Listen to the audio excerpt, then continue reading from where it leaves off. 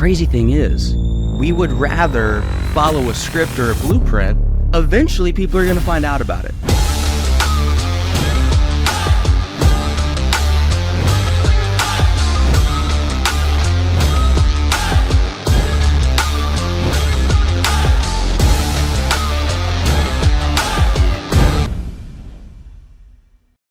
What's going on, everybody? Welcome back to another episode of Money Mondays.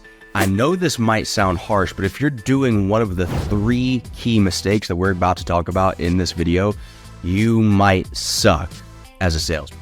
It's just the truth. I had an experience literally yesterday. I'm in the market for a new car. I've got my Corvette Z06 out there. I'm looking to trade up into one of the newer Vettes, and I was having a conversation with a salesperson at a dealership literally yesterday.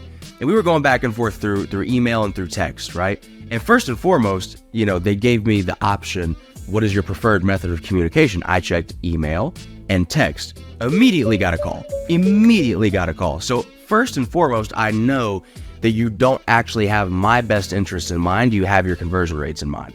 Like right off the bat, I knew from that one experience that you're not actually going to care about what I tell you that I want out of this experience, right? You just know that it's easier to close over the phone, so you called me on the phone. Like, you don't care what I want. So that kind of rubbed me the wrong way a little bit. I shot them a text immediately. I said, hey, I'm on and off of Zoom meetings. I'm working a lot during the day. Would you mind either texting or emailing me? They said, yeah, no problem whatsoever. And so we start having this conversation about the car, and I'm talking about the potential trade. I'm talking about shipping because they're not located where I am. So I asked him the question. I said, hey, do you ship or do you help coordinate shipping for your buyers, right? And the guy responds back in the email, hey, you want to see new pictures? We took the wrap that was on the car, we took it off. Do you want to see more pictures? I said, well, yeah, I do want to see pictures since you changed the way that the car looks, but also, do you ship or do you help coordinate shipping, right? He sends me all the new pictures. What do you think about the new pictures? Do you like it? But do you ship or do you coordinate shipping? And so by the end of it, I think I asked him a grand total of 6 times before he gave me an actual answer to that question of whether or not they were going to help me ship the car. This is a classic case of being more concerned about your script or the questions that you're quote unquote supposed to ask than you are about the well-being of the customer themselves and actually helping them make a good decision for them. Because in his mind, what he was thinking was, oh, if I tell him that we don't ship, then maybe it's going to make him walk away and I'm not going to get the deal. I'm not going to sell the car. Whereas in my mind, I'm ready to send a deposit today, but I need to know, what's the situation? Am I handling this, or is this something that you can help me with? I just need information so that I can know how to move forward. But the guy was thinking that it was going to prevent me from moving forward, and so he's probably going to end up losing the sale just because it's been a super frustrating experience. I feel like I can work with these people very well, right? And so I'm going to get into the 3 things, but I just want to show you an example before we get into the top 3 mistakes that salespeople make.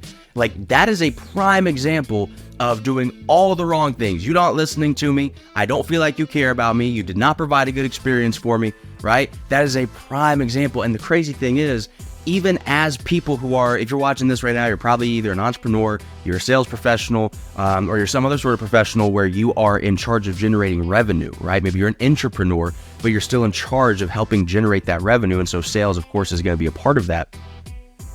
The crazy thing is, each and every one of us has an experience similar to what I just described. And yet, we would rather follow a script or a blueprint than just simply be treated the way that we would want to be treated in a sales environment.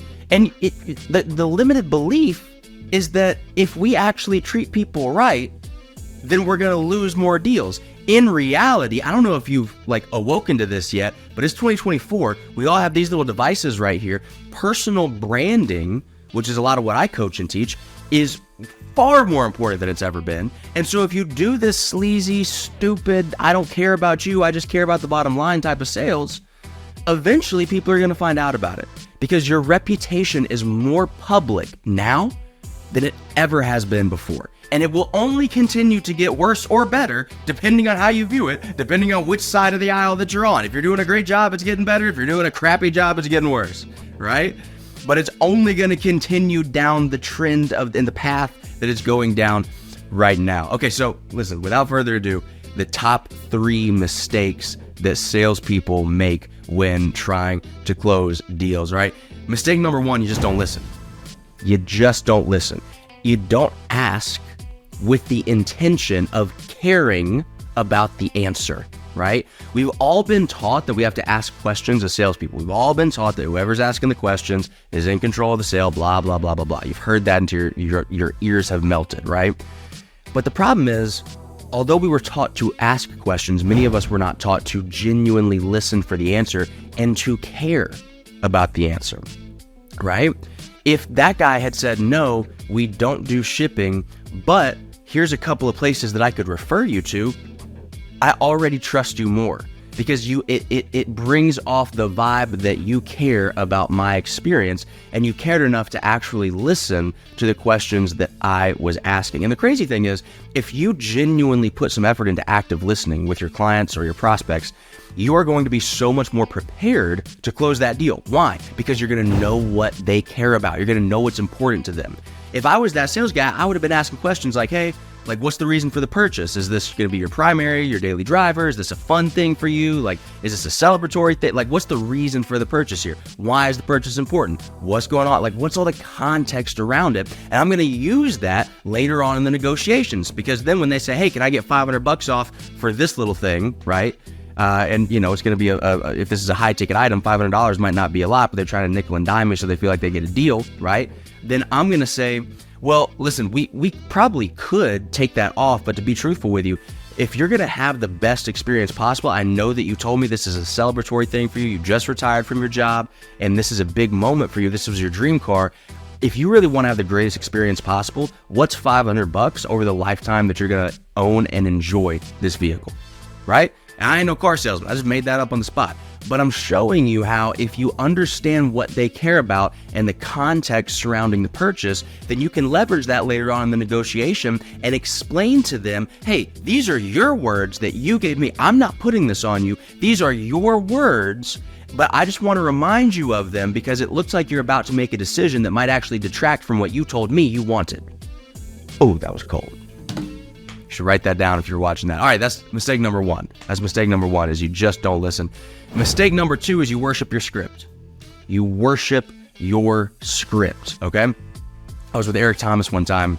He was leading a group training and facilitation, and he said, the reason you don't have clients and you can't close deals is because don't nobody like you. And he said it more passionately than that, but that was the exact quote. Because don't nobody like you.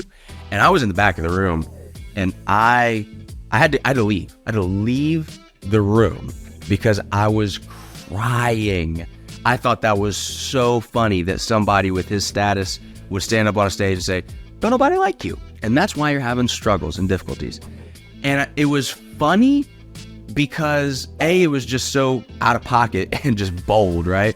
I loved it. But B, because it was so incredibly true. And here's how this applies to this example. If your prospects or your clients don't legitimately like you as a human being before a salesperson, right? That sales might be what you do. Entrepreneurship might be what you do. Owning a business might be what you do. But they need to like you as a person, because before what you do, we have to worry about who you are. That's far more important. And if they don't like who you are, if they don't know, like, and trust who you are, personal branding again, right? Then you're going to have an incredibly difficult time closing the sale. When people worship their script, and no matter what the person on the other end of this negotiation is actually saying to them, if I act like I'm not, and this kind of is interwoven with the listening thing, right? If you don't feel, or if I as the client don't feel like you're listening to me, if I don't feel like you are taking my needs into consideration, why would I want to do business with you? What would make me trust you? And so when I'm having a conversation and I can tell that you're just going right back into a script, like, oh, this is the sequence of questions that I'm supposed to follow, therefore forget the conversation, forget what they're actually concerned about. I'm just going to keep following my little script. I'm going to follow my bullet points. I got to circle back to this. I overcame the objective. I did this. It's too robotic, and it doesn't make you seem like a human. And so as a buyer, if I can't connect with a human, that's a tough sell. It's a really, really tough sell, especially in today's day and age where everybody and everything seems to be AI this, AI that. The world is so robotic. The world is so cold. The world is so zero touch that people crave a little bit more connection. And if you can be the person to give that to a prospect, to a customer, I promise you, they will pay a premium for it. All right. Don't worship the script. Prioritize the person and adding value to them through the process of the sale. Last but not least, mistake number 3, you get greedy. You get greedy, right? I was talking to a separate dealership about trading in the Z06 that I have right now for a totally different kind of car. I was looking into some BMW i8s, and I was talking to the dealership. I said, hey, this is what I'd be trading in. Can you give me an offer? And they lowballed me by like 15 grand. Like, I'm a car guy. I know what stuff's worth. I know what my stuff's worth. I know what your stuff is worth. I understand what's happening here. They lowballed me like crazy, right? I literally texted them back. I was like, you probably priced this for a base model, not a Z06. Like, totally get it. They're like, oh, no, this is what we're offering. I said, hey, we can't do business together. It's all good. We'll go our separate ways. Fast forward a few days, the manager calls me and he says, hey, man, I'm so sorry about that. We can, we can add X amount onto that. And we went back and forth a couple of times. He ended up actually putting it up to a decent value for the trade. But in the back of my mind, I was like, I don't really trust you, because if you tried to take advantage of me from the jump, like you tried to take advantage of me, you tried to rip me off, assuming I didn't know what I was doing from the start of this relationship. And now you want to play fair. What is going to lead me to believe that around the very next corner, there's not some other unfair sleazeball thing that you're going to throw my way, right? When people get greedy, it never serves them in the long run. And again, in the short term, you might catch somebody who doesn't know what they're doing in that situation and will fall for it. And then you'll make a quick 20 on one trade, right? Great. But what happens when that happens with 10 people or with 50 people? Now you might be doing math and you might say, oh, well, that'd be 200,000, or that would be, I don't know what 50 people would be, but that would be a lot of money, millions of dollars, right? And you're absolutely right. It would be in the short term, but how long do you think it's going to last? How long do you think it's going to last? Every business, and I know I'm in the mentality of cars because that's the process that I'm going through right now. But every single business, whether you are a business to consumer, whether you are business to business, whether you sell courses, whether you're a speaker, whether you're a coach, whether you're selling physical products, like it doesn't matter what you do. Every business has a reputation. Go on Google My Business, go look at reviews, go look at Yelp. Every business has a reputation. And again, because of the more personalized nature that businesses are going to have to adopt in the near future, because people are starting to realize I'd rather trust a person than a business, because personal branding is getting so big. All the things we've been talking about this entire video. The reality is, if you do not protect your reputation, if you do not put your reputation even above your profits in the short term, you will have no long-term profits to even worry about, because you're going to go out of business. And that is just the fact of the matter. So with that being said, top 3 mistakes the salespeople make that absolutely kill the sale, right? You don't listen, you worship your script, and you just get too darn greedy. And so all that lifetime value of repeat business, out the window, because you gave somebody a bad experience one time. All the referrals that could have come from that, out the window, because you gave one person a bad experience one time. You are in a relationship business. If you're an entrepreneur, if you're a salesperson, if you're a business person of any kind, you are in the people business. Business is nothing more than people. Somebody's got to sign the check, right? I don't care how big the business is. It's a multi-billion-dollar corporation. The corporation doesn't sign the check. It might be on paper, but somebody had to move the pen with their hands. It's a relationship business. You treat people bad, you get bad results. And that's all it is. Hey, I hope you enjoyed this video. If it gave you value, please be sure to subscribe, comment down below. Let me know your thoughts. What do you feel like are the biggest mistakes that salespeople have made? Have you had an experience like I have with these crazy car dealers? I promise you I hate the car industry, but I love it, but I also hate it. But with that being said, refer this to a friend if you enjoyed it. Tell a friend to come watch, share it, like, comment, subscribe, all the YouTube stuff. Appreciate y'all for watching. I'll see you on the next episode of Money Mondays.